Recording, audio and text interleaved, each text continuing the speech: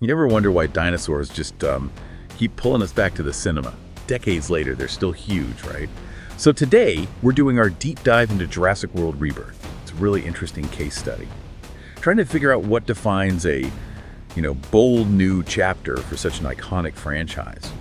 Our mission really is just to unpack the source material we've got and see what this film, the seventh one overall, and a standalone sequel to Jurassic World Dominion, what it truly offers. So when you hear Rebirth, you might think, okay, total fresh start. But the creative team, well, it tells maybe a more nuanced story. You've got David Koepp back writing. And let's remember, he basically wrote the DNA for this whole universe with Jurassic Park back in '93 and The Lost World.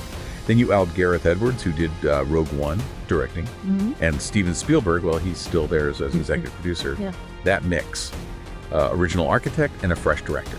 It's pretty interesting. It really is, yeah. And what's fascinating, I think, is what that specific combination might signal for the film's whole approach. You've got Koepp, the legacy guy. Right. Alongside Edwards, who, let's face it, knows how to handle modern, big-scale blockbusters. And with Spielberg overseeing it all, it feels like a very deliberate strategy. They're trying to blend that classic Jurassic Park feel with a newer visual style. It kind of raises that question, doesn't it? In Hollywood, is Rebirth always a complete reinvention? Or is it more about repackaging the familiar, betting on the spectacle, and that built-in legacy? This seems like the latter.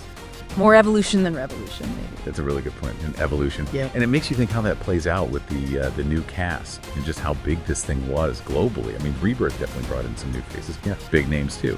Scarlett Johansson, Mahershala Ali, leading a whole new ensemble. Yeah. And it wasn't just the cast going global, right? The filming locations. Yeah. Thailand, Malta, the UK.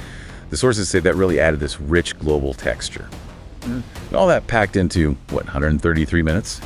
Premiered in London, June 17th, 2025, then the wide U.S. release, July 2nd. Okay, so all that star power, the global scale, cutback, Edwards directing, how did Rebirth actually land? With critics, with audiences, our sources are saying, well, pretty mixed reviews overall. Though, a lot of critics did seem to agree it was a visual spectacle. Some even called it a step up from recent entries. The praise seemed to focus on the action sequences thrilling, apparently, the visual effects, cutting-edge stuff, and also a return to practical effects, which is interesting. People like seeing that. Yeah. And Alexander Desplat's score got singled out, too. Right. And if you connect that to the financial side, that tells another part of the story. It grossed about $82.1 million worldwide, which, against a $180 million budget, what makes you think? He definitely raises eyebrows. Yeah. That number, plus the mixed reviews, it says a lot about maybe what audiences expect now or what critics focus on with these huge blockbusters. And the main complaints, like you said, they really came down to the screenplay and the character development. The story itself. Exactly. It almost makes you wonder if, for these massive franchises, maybe the quality of the script becomes secondary. As long as the core spectacle, the dinosaurs in this case, is delivered. Like, is the thinking, get the T-Rex right, and the script is just bonus points? That really gets to the heart of it, doesn't it? Yeah. If the spectacle is king, how does that change what a rebirth even means for a franchise like Jurassic? Does just seeing these incredible creatures on screen again, that enduring allure, plus giving a nod to the old fans while trying to bring in new ones, does that maybe outweigh a script that's not quite there? It's a balancing act. It really suggests that, dinosaurs, even with maybe a shaky story sometimes, still have this incredible hold on us. Absolutely. I think Jurassic World Rebirth ultimately just underscores that point perfectly.